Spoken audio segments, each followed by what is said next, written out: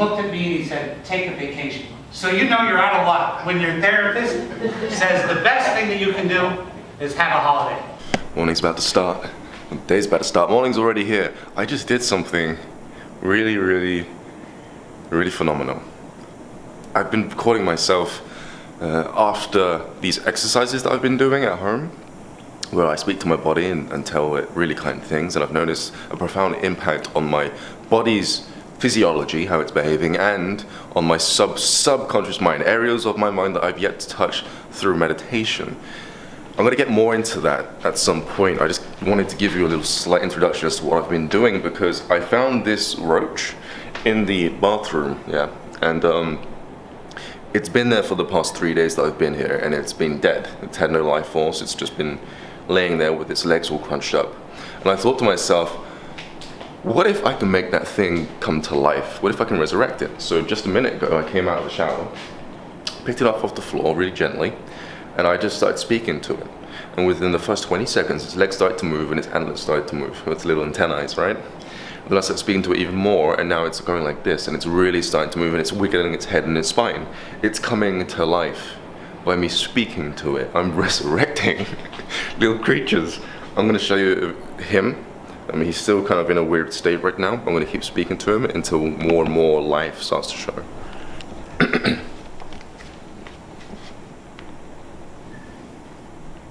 Matter of fact, I think I'll speak to him while he's on camera just to show you guys how he's responding to my words.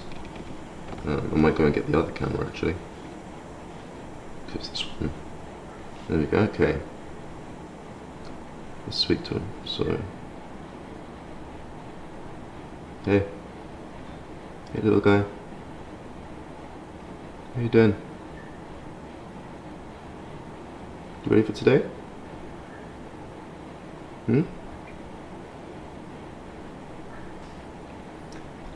You're divine. I love you. You deserve to live. I'm gonna take care of you. You're divine. I love you.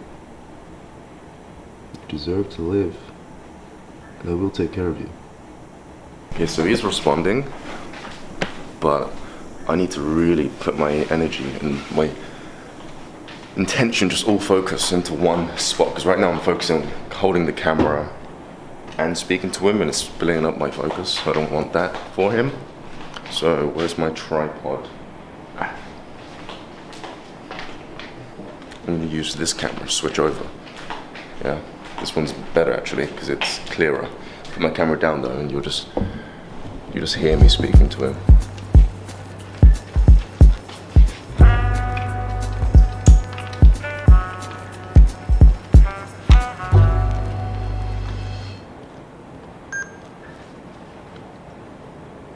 Okay, you like it when you're on my hand, so I'm going to gently pick you up. And touch your head a little bit, okay? Just a little bit, just slowly, so you're safe. Just so you're safe. Oh, there we go. Okay. You ready? Okay. You're divine. I love you. You're beautiful. You're divine. I love you. Beautiful. You're divine. I love you. You're beautiful. You're divine. I love you.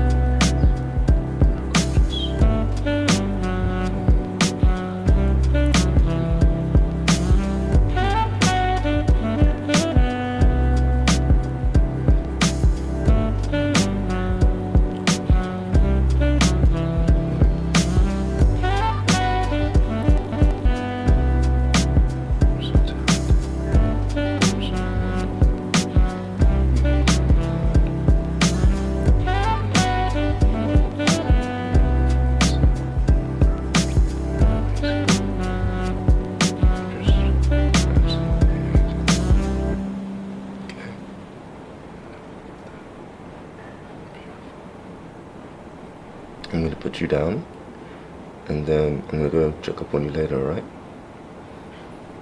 We're gonna extend your life, and we're gonna get you back to normal, like how you were before I moved in. Okay, so I'm gonna gently move you up onto this tea bag. Move it just on the side right here. Okay? And I'll be back later on.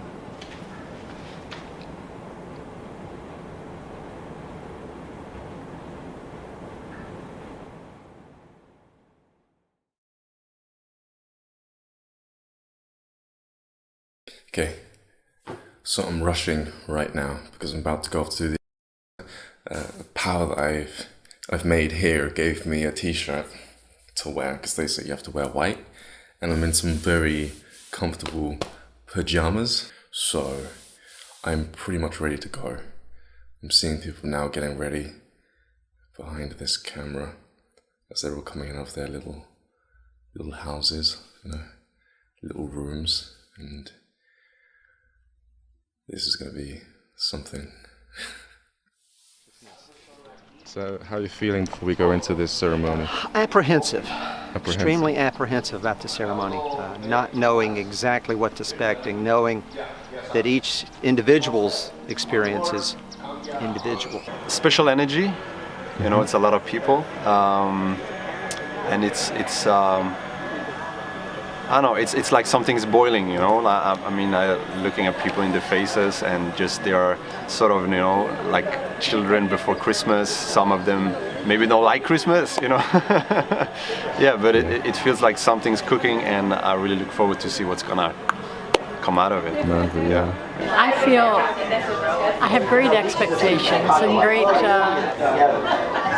I just feel very happy about being here and happy to have this experience. And what do you expect? Maybe an upgrade, spiritually, maybe even physically. Who knows? Yeah. So, Cool. but excited just as well. I noticed a lot of people have tried things to calm themselves down. Did you do anything before our ceremony? I actually got a massage. Got an hour massage. Got out about half an hour ago. Just kind of ease my body and kind of meditate a bit. Ready to go. You know, we've all been ready to go. Brent's right here. Yeah. Everyone's up here early, walking around, pacing. You know, and tomorrow night at tomorrow's ceremony, everyone's probably going to be late for it. You know. So this isn't your first time, correct? No, I've done it before. I came 8 weeks ago. And you're going to be doing it with us today. Yeah. So do you have any expectations? No. No? It's different every time. Every time? I know it's going to be great, but I don't know what's going to happen. Muted fear. I've been trying to gradually reduce the fear over time. Now I'm at a point where optimism and hope is overtaking the fear, and I might not necessarily be ready for the ire, but I'm ready for what comes after. Okay, cool. I'm being facetious, but who knows? Cool. Okay. So how about yourself? I'm okay. You okay? Yeah, just waiting. That's all. Just waiting? Yeah.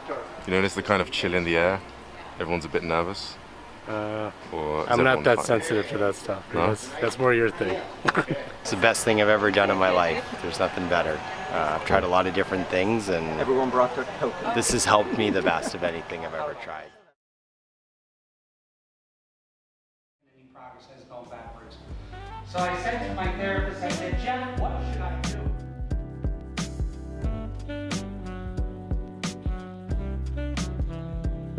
Trying to fucking piece some crazy ass shit together, right? Like, what's going on here? What's going on? And he said, ask her your first question. I said, I don't even remember what it was. That was 10 minutes ago, and I'm high as shit.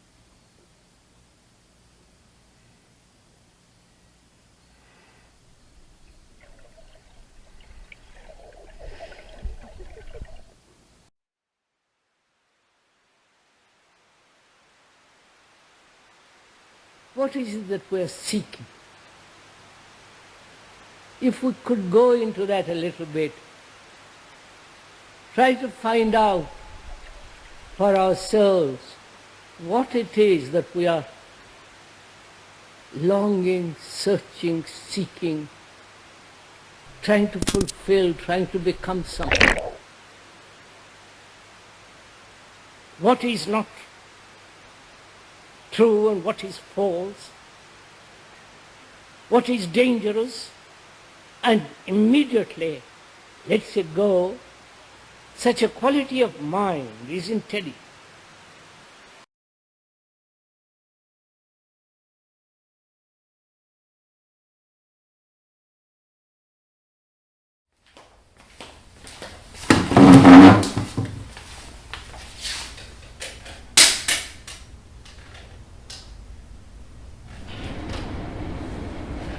Lights out.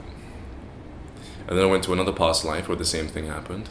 I was born, I extended my lifespan, I outlived my family members, my friends and my lovers. They died, I got upset, I chose not to live anymore, and I died. And then it happened again, in another past life. Then I realized something about this reality here. I'm doing the same thing. Okay, so I may be running into some issues. The video itself has become corrupted. Not in the fact that it's broken, but because my camera doesn't seem to know when to stop focusing. So I'm gonna have to tell you what happened on the first day all over again, and the second day perhaps, in one take, from scratch. A month later and I've just finally pieced my head together. But on that first day really did bring out in me a lot of things which I did not foresee, and some of which that I had already known, but I'd yet to implement. So I take the tea, right, and I lay down on my bed, and I chose the corner where there was no one to the right of me. However, there were people to the left and below my feet. I did that so that I felt safe. Because when you're in a room full of people that you've heard stories about, not specifically them, but others who have taken the plant medicine, and you hear about them screaming and yelling and getting angry and stuff like that, you don't really want to put yourself in harm's way. Because of this reason, a lot of people actually decided to lay beside people who they had come to the retreat with. I came by myself, so I had to use a wall. Not just to the right though, also above my head there was also another wall because I was in a corner. I felt safe. I took the shot, it tasted great. To me, it tasted great, it tasted like coffee, and I like the taste of coffee. Even though I don't drink it, I still like it. You know, there's the kind of scent that comes along with a nice coffee bean. And so I'm drinking this thinking, okay, this tastes great, this is going to be easy for me, and everyone else is making these faces because they honestly hate the stuff. And then we're told to lay there so that it circulates throughout our system for up to an hour and a half, maybe 2 if need be. And then we get up and we take our second dose. Yeah?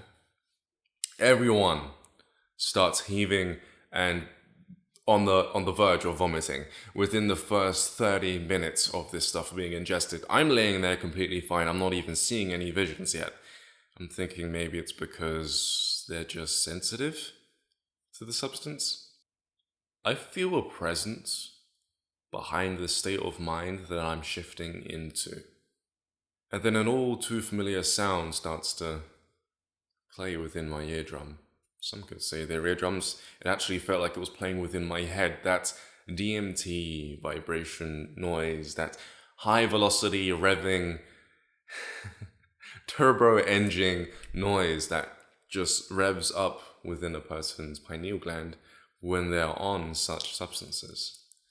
It was all short-lived though, because after that happened, I found myself standing at the top of my stairs, a set of which that were within my family house. After standing there for a while, it became pretty apparent to me that I was actually experiencing a memory of sorts, because my sister had run up the stairs and she slapped me. She slapped me because I called her a not so nice word, Not because I meant it, but because given the situation, I literally in that moment thought to myself, okay, I'm supposed to respond to her by saying this one word. I'd seen this play out so many times before within similar environments, all of which she had controlled, she had been a part of in some way, shape, or form, whether that be around her friends or people in school wearing the same uniform as her, treating each other the same way, using the same words to express hatred, disgust, or just it's not fair type of mindsets, you know? I called her a bitch. And I kicked the baluster. She came upstairs and slapped me. I didn't know why. I just acted, you know? And because I didn't know I did something actually wrong, I didn't feel like I was in the wrong. I just felt like I was going along with life, you know, playing a role, so to speak. And so it hurt me to be slapped by somebody who had instigated an argument, you know, that argument. And then by doing so, she felt it was necessary to then cause harm to me, not just physically, but more so emotionally. And then during that slap, within a brief moment, I detached from everything that I was feeling towards her and that experience, and I went numb. That was the day that I'd severed my connection to the feminine energy within that family dynamic. I didn't know what I'd just done. It was instantaneous. And it wasn't until puberty kicked in that I started looking for that energy in others, you know. I didn't, at the time of puberty, think to myself, okay, I'm missing something, let's get it from this, you know, other aspect of our species at all. It just felt like an intuitive pulling, you know, like my soul was trying to compensate for something that was gone. And so I deliberately sat there and watched TV. And again, it was like a subconscious pulling towards the couch to reprogram myself to, on a very subtle level, try to figure out, okay, how am I going to get that which I just lost? I was indoctrinated by the ideology of relationships, marriages, having kids, all of which sounded very appealing to me, you know? And so I started going into relationships specifically to seek out a connection, one which was very sought out for the wrong reasons. But nothing ever felt right in the relationships, you know? Clearly, I didn't know why.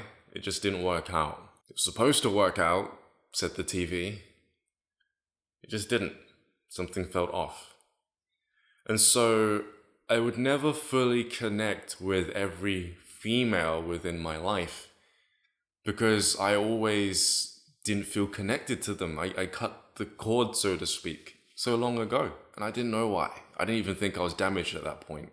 I didn't have any female friends. I didn't feel connected to anyone who was feminine. It was done so, however, to the best of my ability.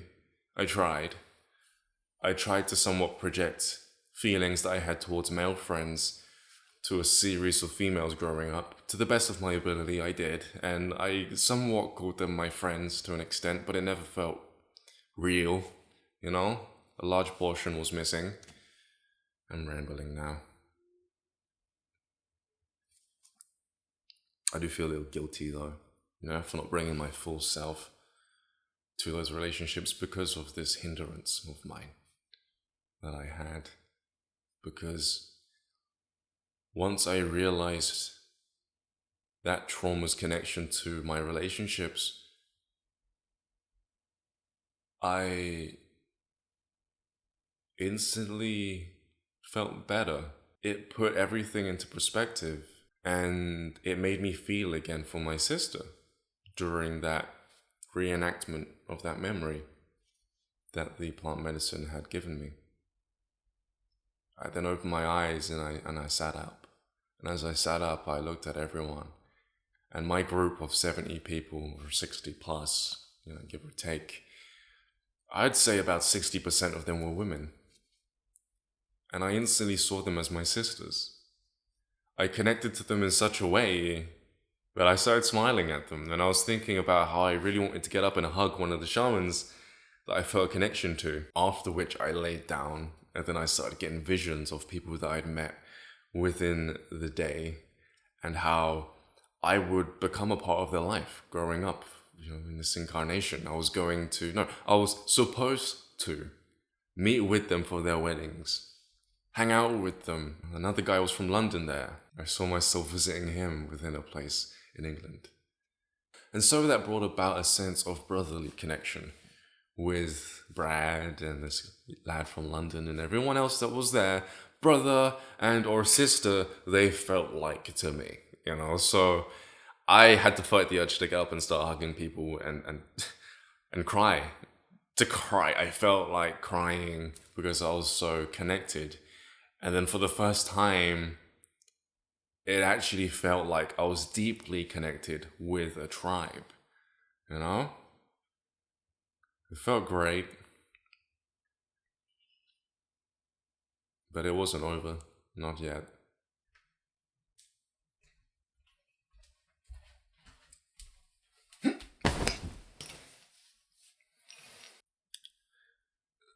The next thing that happened was that my arm started to twitch, alongside with many other areas of my body. I was kind of like this.